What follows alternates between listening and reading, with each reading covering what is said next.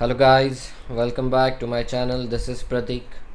और चलिए देखते हैं what happened in the market today and what may happen tomorrow. So let me open the Nifty chart.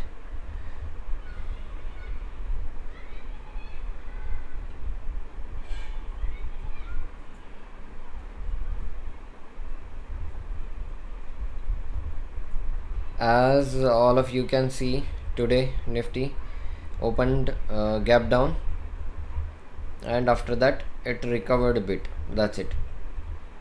So if we go into 5 minutes chart, we can see that it did nothing but consolidation. So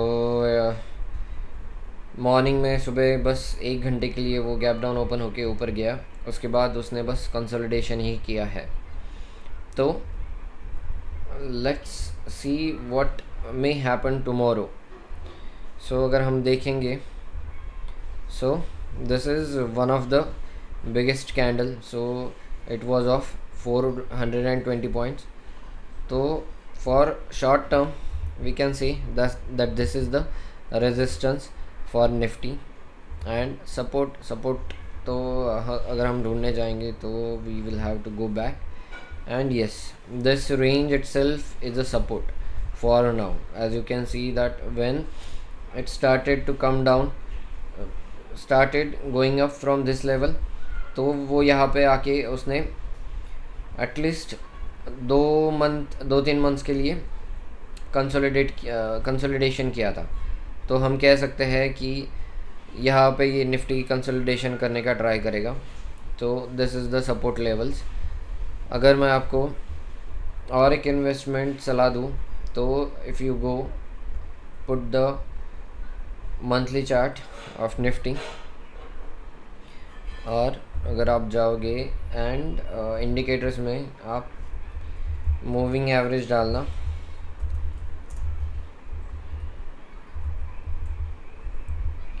और click on moving average exponential.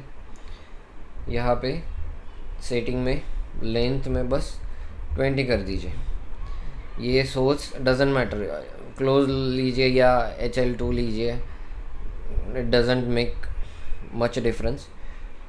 और visibility के लिए हम थोड़ा style change कर देते हैं। इसको हम ब्लैक कलर में ले लेते हैं एंड इसको थोड़ा बोल्ड करते हैं।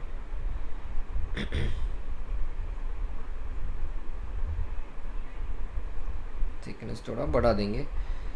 तो अगर आप देखोगे यहाँ पे, सो जब जब निफ्टी ने इस लाइन को टच किया है, it has bounced back always. So though if we go from 2016, see here it touched, it bounced back, touched, bounced back, touched, bounced back. This is the corona fall. So this is one of the exceptions. अगर उसके बाद भी आप देखोगे तो ये जुलाई 2022 में it touched, bounced back, again came, touched, bounced back, came, touched, bounced back. So हम exactly उसी लाइन पे है अभी। तो I will suggest all of you guys to buy as much Nifty Bs as you can, और this investment is for long term। तो हमारी simple strategy है कि जब भी ये यहाँ पे आएगा हम निफ्टी बीस बाई करेंगे। ऊपर जाएगा keep it as it is, नीचे आएगा तो बाई करेंगे। इससे क्या होगा कि हम जब भी बाई कर रहे हैं हमारा एवरेज बहुत अच्छा हो रहा है। तो अगर इस प्राइस पे हम बाय करेंगे हमेशा, तो in long term I can say in coming 10 years we will be having at least 30-40% with that this strategy। तो चलिए अब हम अपना आयन कॉन्डोर देख लेते हैं कि आज आयन कॉन्डोर में क्या हुआ और हमें कुछ एडजस्ट करना पड़ा या नहीं। तो let me log in to Sensibull first.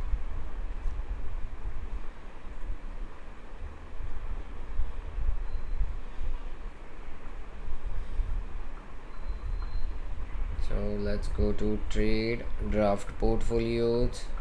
जैसे कि आप सबको पता है कि this iron condor is with 1 lot, और ये है my original position.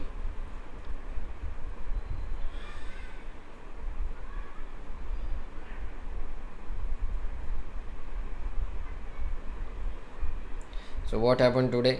Nothing. I mean, as market was flat itself, इसने कुछ खास किया नहीं और ना ही हमें कोई एडजस्टमेंट करने की ज़रूरत पड़ी।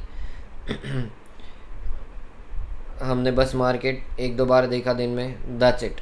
आई mean as you can see how peaceful this strategy is.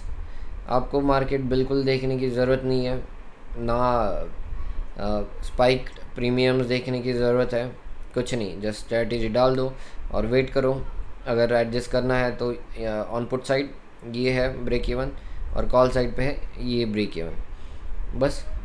और आपको मैं दिखा सकता हूँ कि जो हमने स्ट्रैंगल बेचा था with remaining amount, so this is the that strangle. सो उसने ऑलरेडी 60-70% डी के हो चुका है और एक्सपायरी के लिए बस 2 दिन बचे हैं, तो ये भी हमें मिल जाएगा। So with this triangle what we did is we used our remaining capital and we reduced our max loss which could have happened in iron condor.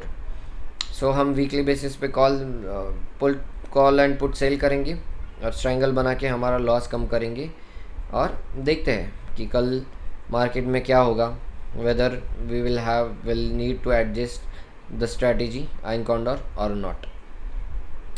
If you have any doubt in this, you can comment and ask me. Thank you.